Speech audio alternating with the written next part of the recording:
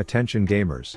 I recently found out that a famous League of Legends pro and coach who goes by the name of LS found and watched my content, and so I figured before I open up the tubies to see a Rav reacts to LS reacting to Rav reacting to reactions inception video by one of the hundreds of Mr. Steelio content channels out there, I would share the highlights of his reaction that took place live in front of thousands of fans. For starters, let's keep in mind that this guy, his content and thus his audience is among the highest tier players and strategists, while my gameplay and videos typically leave viewers wondering if I have separation anxiety with my warding totems, so you might have thought Rav Daddy would lose this one, but let me break it down. Clearly some naked Eskimos were in his chat that night and recommended my channel, to which he said, I don't know who this is, man. Yet he clearly had watched the video on my channel about my wife, which is suspicious. Oh, I've watched a video though. Ugh, I told that idiot to clear his cache after. Anyways, he starts skipping through my content like a madman, thinking he can just pick up on the end of a long inside joke, as if I don't write 15 damn page essays every video setting the scene for my dumb stories and jokes. So naturally this careless viewer behavior results in an initial reaction that looked like this. I don't get it. Wait, are you guys actually laughing? And sure enough, this was accompanied by the Me Too roosters popping their dumb little heads out of their conformity cages to just agree with his opinion rather than having one of their own. But I have news for you, Coach LS, my immature and cringy jokes have broken better men than you. And sure enough, we earned our first little crack. that one was good. Coked up sword lord. Sure enough, my team insists on fighting in our red side. And once you crack, it only goes downhill from there.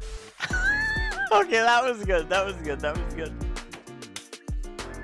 To keep the carries nice and fat. Okay, that one was good. That was good.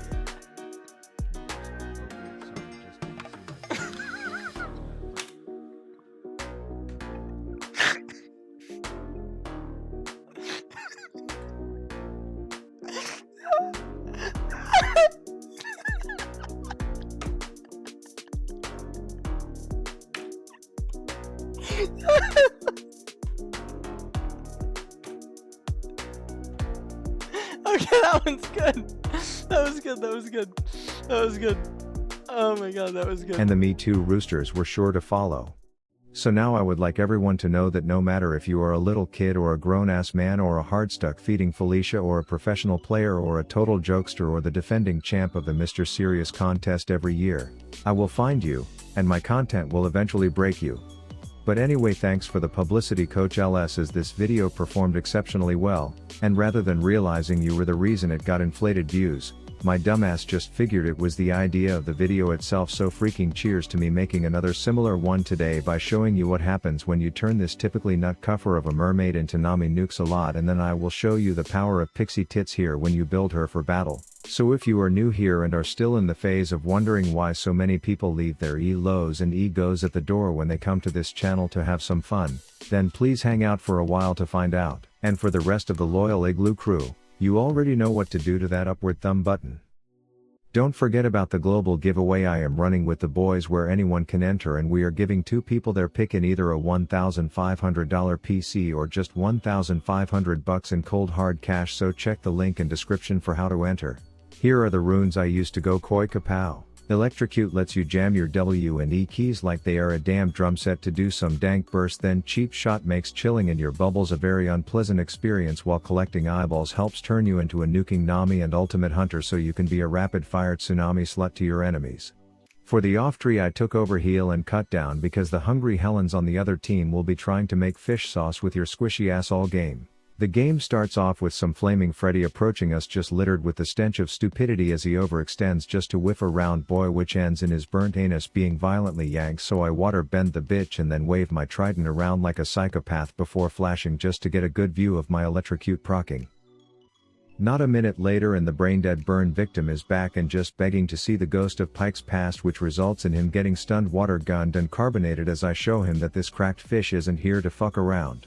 Then I come back to lane on a mission to show them that I may be playing a support champ and missing 8 out of every 10 CS, but I am still the carry on this floating koi fish, so I walk way past those hooded abominations to play with the big kids, because word on the street is that they like playing leapfrog, but Tommy Tiptoes says he only plays with people who have legs, which is fish discrimination if I have ever seen it, so I get in a brief argument with him until Pike breaks the tension with a funny joke called his aim. Jin counts to 2 and I have heard enough, so I put him in timeout as we retreat back to the safety of our baby blue boys. But their support clearly has a fetish for getting burnt, so he greeds as his partner is dragging behind, wondering what comes after 4, which results in this koi coming up with a kill in the cove as the floating crab claw tells Counting Dracula a scary story to fill him with fear so that I can come in and nab the kill with a carbonated auto.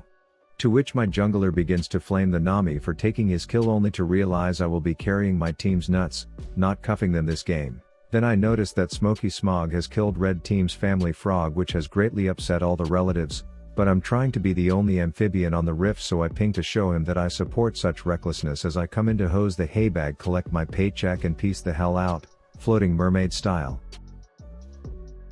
Then my support has acknowledged that we have made their brand useless up until this point, so he goes on a solo mission to change that, by trying to take on 2 champions as well as Hooded Henry's entire extended family himself, which ends poorly for him, but the Pokey Smokes hits the lights and comes in to send the 4 whore back to the graveyard as well. But Mr. Countin is back from fountain and twirling his little revolver in my hooded midget employees' faces like a taunting dickwad, so we engage to prompt the classic heal at 90% health and run away from safety ADC strategy before playing a game of X's and O's to get the kill. Then Flaming Freddy tosses us a hot potato, so I heal because I have been surprise fucked by a 1 and 4 brand support one too many times in my day as the Scarecrow tries to introduce me to his horny crows, so I make like a titty and bounce.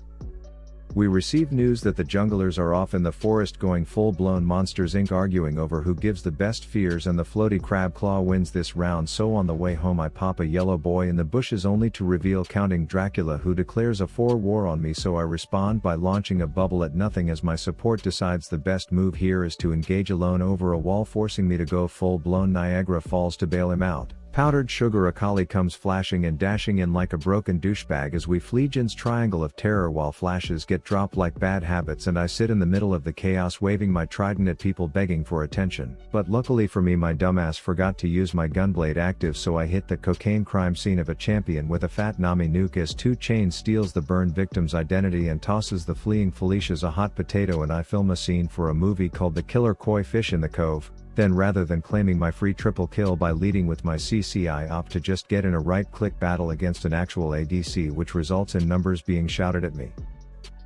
A minute later and the Rav strategy of sitting in bushes and surprising unsuspecting burnt assholes is commencing, which results in Freddy getting pulled stunned and carbonated as Pike runs around looking for his calendar so he can mark the day he landed his first combo ever, and I discover that it takes 5 Nami autos to do the last 10% of Brand's health. The quarantine has caused a shortage of red meat, which means every time Dragon Pit gets some in stock it attracts everyone and their uncle, so naturally a hostile uncoordinated slapfest breaks out. I ask my jungler to hit the lights so I can make these shitbags go surprise surfing, and then I run up to put Jack from The Incredibles in a base bubble.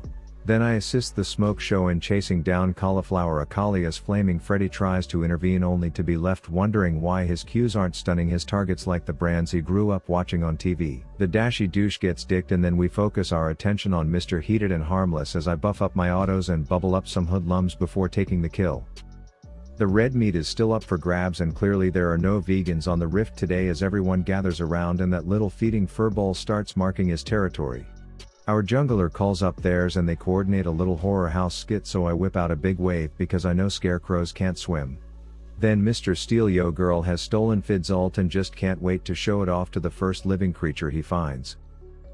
One last fight breaks out as I avenge the shackle shitter's life by waterboarding some hamster in a Halloween costume, which prompts a quitter's quorum, gives us the dub, and reveals that my jungle has been inside the igloo, so shout out to him and his ability to turn the lights out. And thus it was time to whip out the pixie pisser for game 2. This one starts with us bullying their troll autofilled Urgot support out of lane, leaving a weak caterpillar all alone in this cold world, so I ping to dive and then I follow up by not using my highest damaging point and click ability, which leaves the dive unsuccessful, but it all works out when a minute later I am analyzing my ability tool tips like a mad scientist, mathing hard to see if I have enough mana to take this worm to Pound Town, so I flash in to give him the surprise smackdown. And my teammates apparently know who I am, which should be obvious by how surprised they are to see I got a solo kill in lane, and sure enough my hyper-mature response to these compliments is that I made that bitch taste purple. A minute later and the boys are back in town as my goop lord of a jungler brings a water attraction to the Red Robe Academy, and then I turn Mr. Waternoose into a purple squirrel while my support is casually 1v1ing their ADC, because that's how Riot apparently intends that matchup to go as we chase, and I make my lady nice and swollen to help us secure the kill. But right when you think this fight is over, that fat artillery crab gets a little too comfortable around this teeny weeny gunslinging wizard, so I ask him how he plans to fight me when he's a fucking pink skunk as we keep him stunned, and I shove some more purple down his throat. We decide to take a day trip to Midland, but I prove why everyone calls me Rab Morpheus Daddy when I predict that there will be a giant feeding crab around the corner, and sure enough the prophecy comes true as I poly the pussy while Leo ults to ensure we keep griefing Gary nice and pissed off.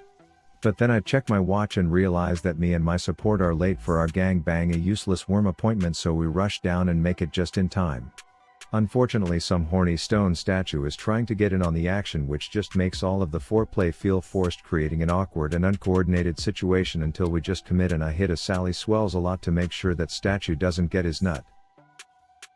Then rather than rotating to help the other lanes, we have opted to just kidnap a scuttle crab and shove some steroids into its ass, so now the gang is all here ready to make like a fart and blow this shit hole as the jumping puddle and the shield slut pin them down for me to pixie whip them back to base.